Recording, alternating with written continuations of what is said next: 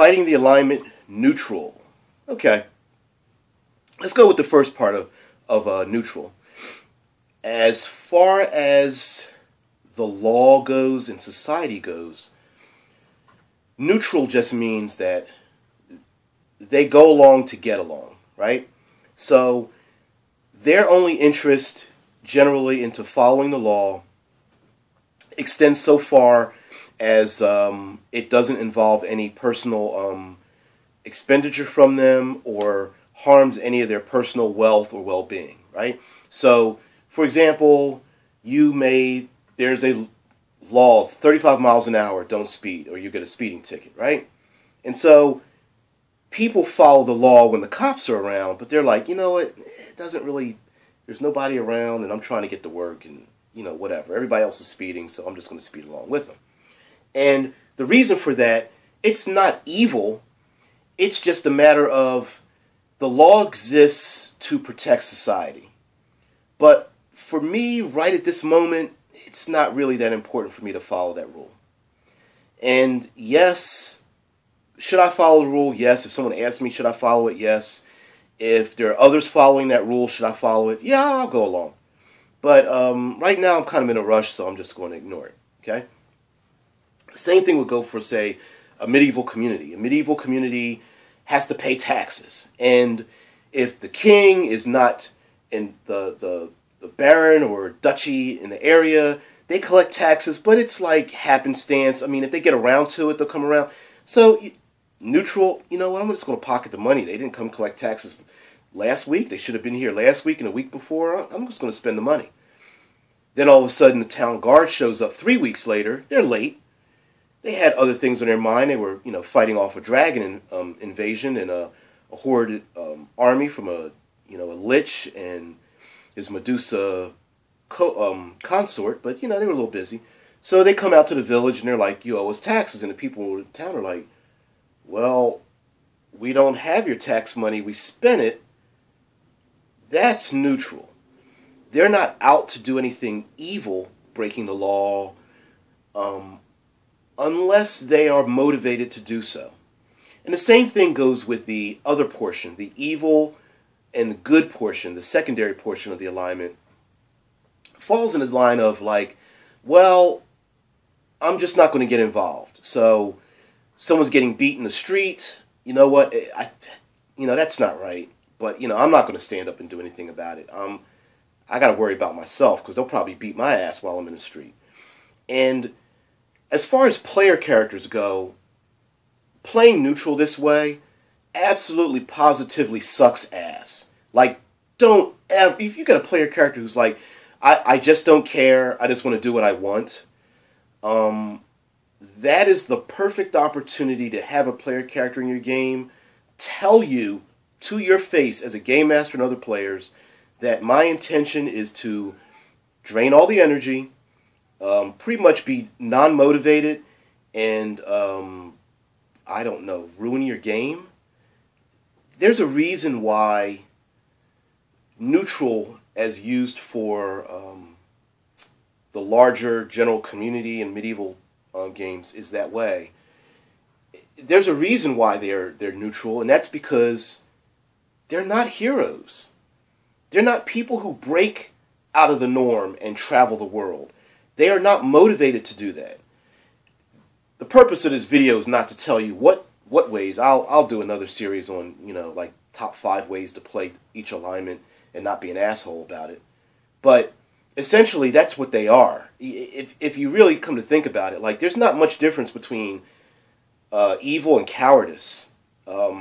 And neutral can easily be pushed into the evil realm when they are unmotivated.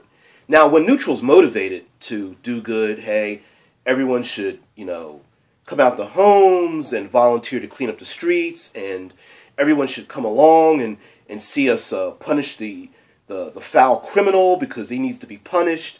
Or, hey, we're going to have a hanging and a couple of whippings in the main square. Come on out and take a look. Yeah, neutral's going to be there right along with it because they go along to get along. Well, okay, so how do you fight neutral? Well, for the most part, you don't have to.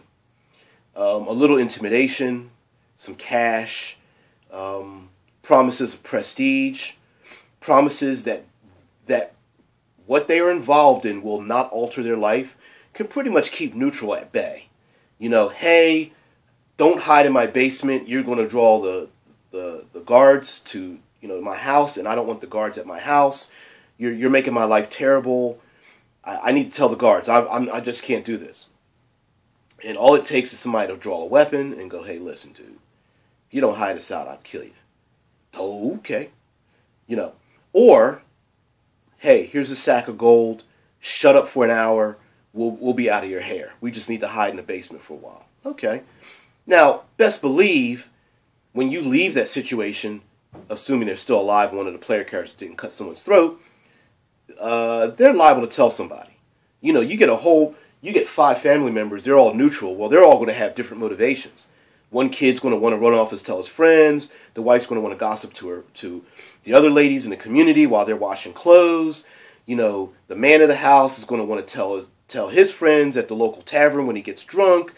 You know, you got an older brother who's just loyal to the king, and he's going to tell the king's guardsmen, you know, the first opportunity. So you're going to have different motivations, but they will be unmotivated until pushed. Okay, well, what's the second part of a neutral? And here's the more adventurous part of it. It's when you fight and encounter natural beings, you know, giant scorpions and bears and snakes and things like that.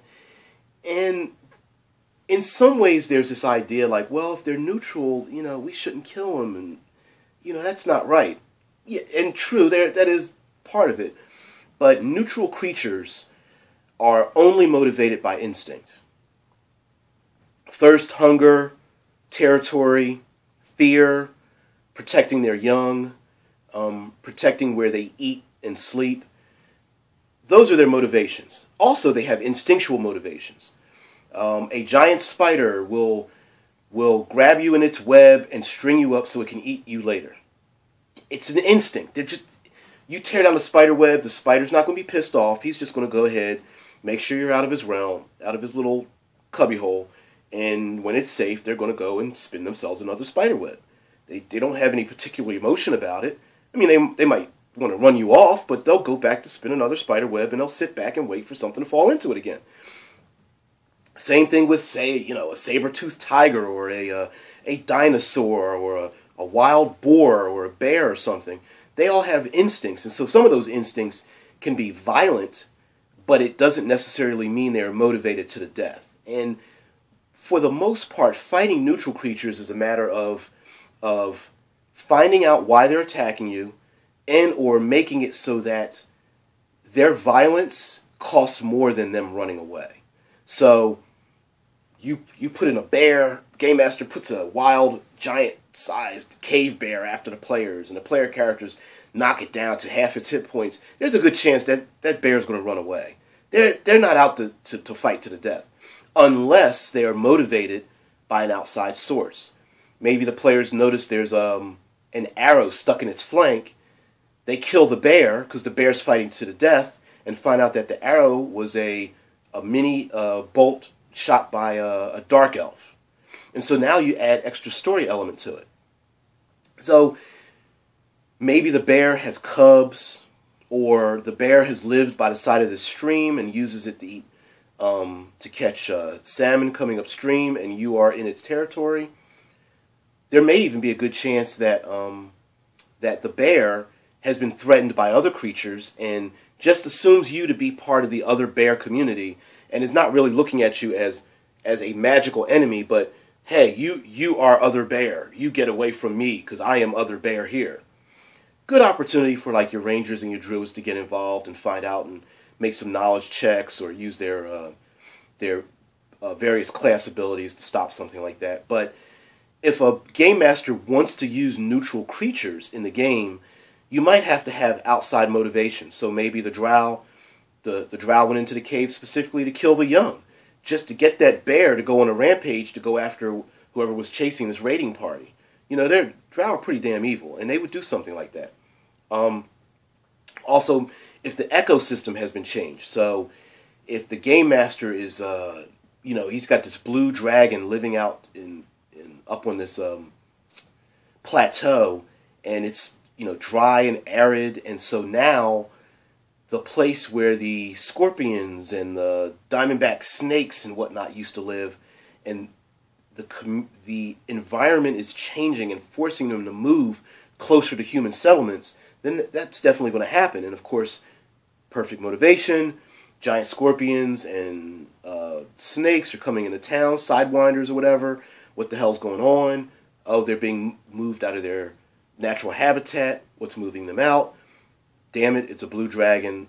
Let's get the hell up out of here. It's going to electrocute my ass. So, neutral, although the most common encounters tend to be the easier encounters by just using a lot of knowledge, quite a bit of common sense, and understanding that neutral creatures are more inclined for self-preservation. I'm going to end this with comparing neutral to your neutral evil, or chaotic neutrals. And what's the difference? Well, neutral doesn't do things just for the sake of doing them. There's always a motivation. So, for example, a neutral person who's happy with their life, they run the tavern, they get their cash, they're going to wake up the next morning, come to the tavern, open it up, and get cash the next day. They're not going to move out of their comfort zone unless motivated to move out of it, right? So there will be no chaotic part of their neutral. They're not wild and wacky. Even if they're drunk, they'll wake up the next day, go get drunk, go to the tavern, get drunk, go home, come back if they got some cash in their pocket, go get drunk, maybe start a barroom fight, do the same thing over and over. City guard even knows who they are. Oh, he's starting to fight again. The evil portion of neutral evil is different from neutral because neutral evil is completely selfish, and they are motivated to be selfish. They're motivated to gain power. They're motivated to steal. They're motivated to gossip and find information. They're motivated to backstab. Even if they're the tavern owner, they're motivated to overcharge people. They're motivated to steal money out of the pocket of the drunk that comes by.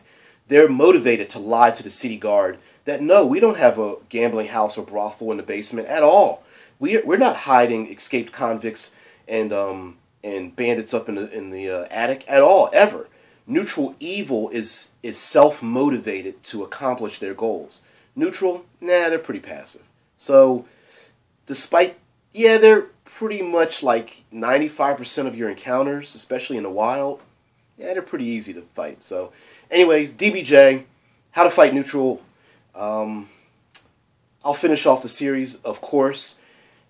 And as always, create. Do not destroy.